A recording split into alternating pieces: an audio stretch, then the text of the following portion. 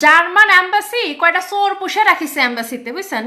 এই অ্যাম্বাসিতে ওই ফ্যামিলি ইউনিয়ন ভিসার ক্ষেত্রে ভেরিফিকেশন নামক একটা জিনিস আসে। এই ভেরিফিকেশন করার জন্যই এরা থার্ড পার্টির কিছু লোকজন নিয়োগ করে। এরা মানুষের বাড়ি বাড়ি যে কাগজপত্র চেক করে।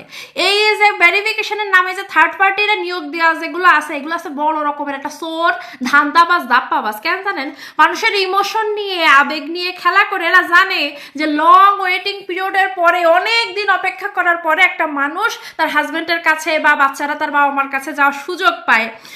এই যে ইমোশনের ব্যাপারটা, এরা সামান্য সামান্য জিনিসগুলো যেগুলো কোনো ইস্যুই না, সেইগুলোকে ইমোশনালি ব্ল্যাকমেল করে তারা বলে আসলে এটা তো একটা বড় ইস্যু, আমি যদি এটা সাবমিট করি আপনার ভিসা হবে না, অমুক হবে না, এগুলো বলে বলে সেসব মানুষের কাছ থেকে টাকা নিয়ে ধান্দা করে।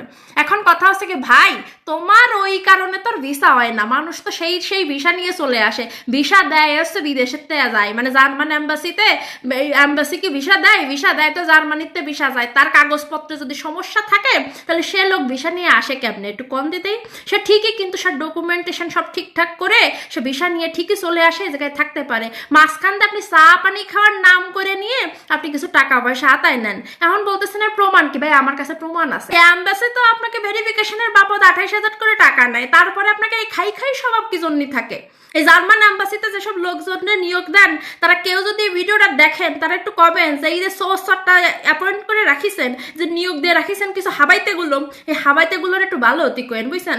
এই যে মানুষের ইমোশন নিয়ে খেলা করে কিছু, এই যে চাটা স্বভাব, এই চাটা স্বভাব বাঙালির কিন্তু সহজে যাবে না। তো আপনারা যারা নিয়োগ দেন, এই নিয়োগ দেওয়া আপনারা এই সিস্টেমটা ঠিক করেন।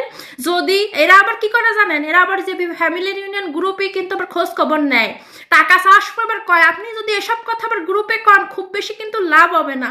আমরা কিন্তু সব খবর রাখি, মানে কত ধরনের, কত মানে কয় না চোরের মার বড় গলা, এগুলোর অবস্থা হয়েছে তাই। বলে চুরি তো করবে আর ওয়ার্নিংও দেবে, আপনি কি করবেন না করবেন এগুলো কিন্তু আমি জানি। এই গ্রুপে এসব লিখে টিকে কোনো লাভ নেই, এসব কাহিনী করে। তাই হাজি সাইজে এসে মানুষের বাড়ি এসে এসব কাহিনী করতেছেন, এর বিচার কিন্তু ঠিক একদিন না একদিন হবে। মানুষের জিম্মি করে, মানুষের ইমোশন নিয়ে খেলে, ওই 1.5-2 বছর অপেক্ষা করে নিয়ে একটা ফ্যামিলি মেম্বারদের সাথে মিট করার জন্য মানুষ অধীর আগ্রহে বসে থাকে। আর আপনারা এসব সেন্টিমেন্ট নিয়ে খেলেন, এসব কমতে পাইছেন, সব কাহিনী ভালো হয়ে যান, বুঝছেন? ভালো হতে পয়সা লাগে না।